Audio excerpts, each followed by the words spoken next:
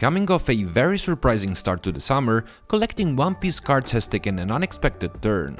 Usually, when temperatures rise, card prices tend to cool down, creating several opportunities for us. But this time, June went completely the other way with a massive market surge. Getting our hands on the top chase cards now feels harder than ever, as the recent spike has pushed many items to unsustainable levels. While many collectors are left wondering if this summer hype will chill out, it can feel like there's not much we can do right now without breaking the bank. But don't worry, even in a heated market like this, there are still opportunities if you know where to look. While everyone is staring at the spiking cards, there are beautiful slapped-on illustrations that completely miss the surge, meaning you can still get amazing picks without going broke. So buckle up and let's get into today's video. Hello internet and welcome back to my channel, TCG Monkey here.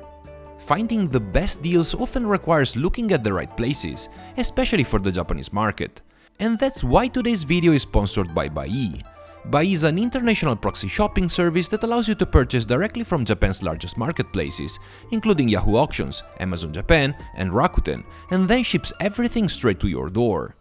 Buying directly from Japan often means much better prices on sealed products, singles, and exclusive items, especially when you compare them to Western markets. Bai takes care of everything for you: the ordering, the storage, secure packaging, and international shipping. This makes the whole process easy and safe, even if you have never bought from Japan before.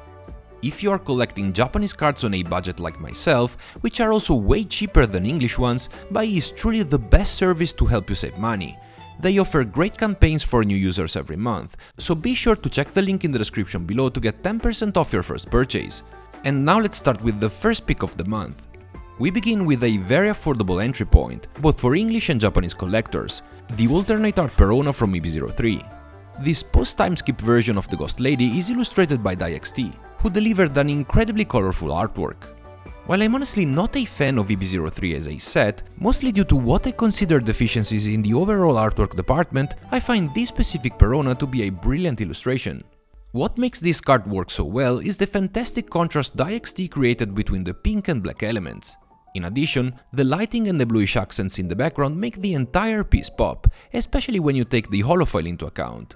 To give you a better idea of what I mean, we can look at the contrast between this alternate art and its base super rare version. Despite both sharing a very similar composition and being both very nice artworks, the color on the alternate art look way more vivid and lively. While it's not entirely clear which part of the story this illustration ties to, since there are no specific hints in the background, I like to think it shows Perona right after she left Mihawk's castle to go after Moria. Price-wise, this card was never a massive chase. It debuted at around $20, before hitting its lowest point at $15 toward the end of March.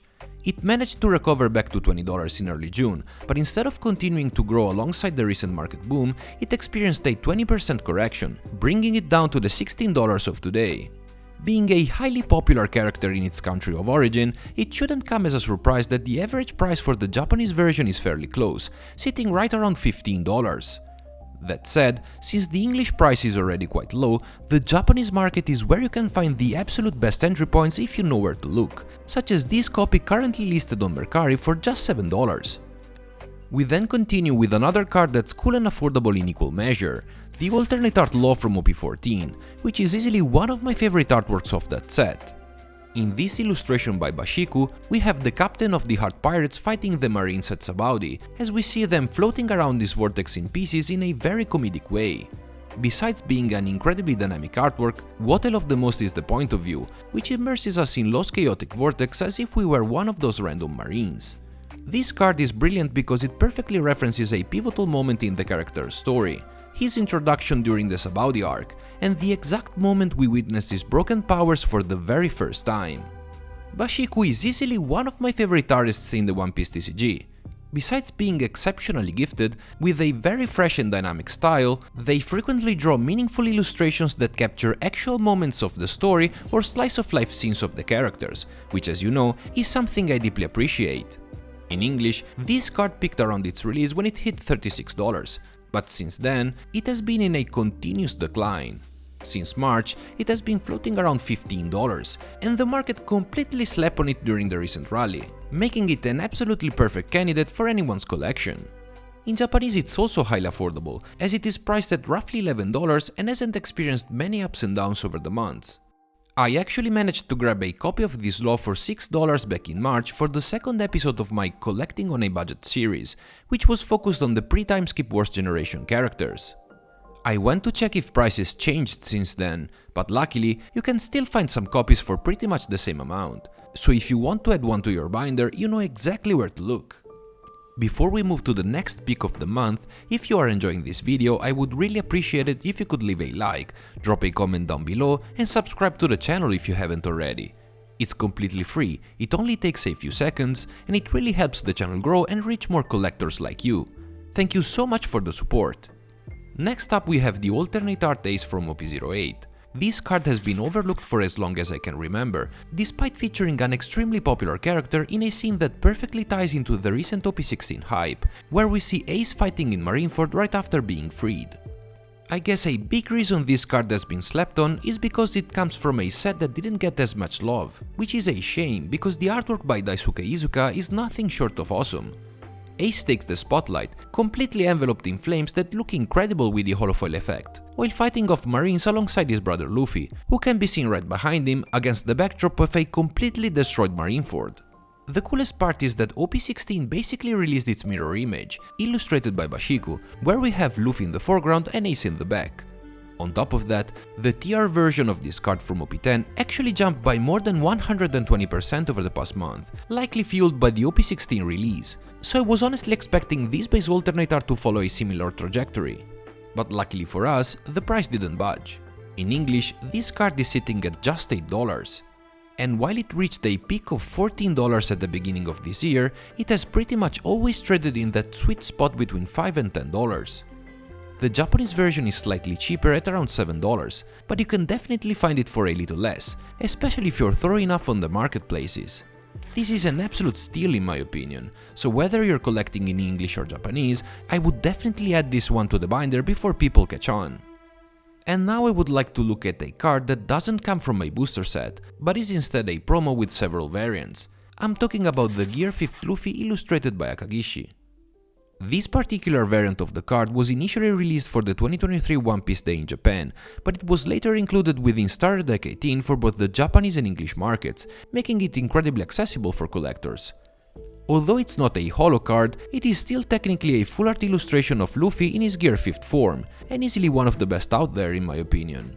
Akagishi's style perfectly complements Nika Luffy's fluffy cloud elements and rubbery body. I think it genuinely captures the essence of the Nika transformation, managing to be both visually captivating and genuinely intimidating, especially when you focus on how his gaze locks onto you. The fascinating thing is that there are 4 different illustrations for this specific promo card, all of which are incredibly more expensive and rarer than this one. Yet, if you can believe it, they are far less striking. I guess rarity alone goes a long way in this hobby, doesn't it? Being part of a pre-constructed deck, this card was worth just a few cents for a while, before steadily climbing in price as time went on.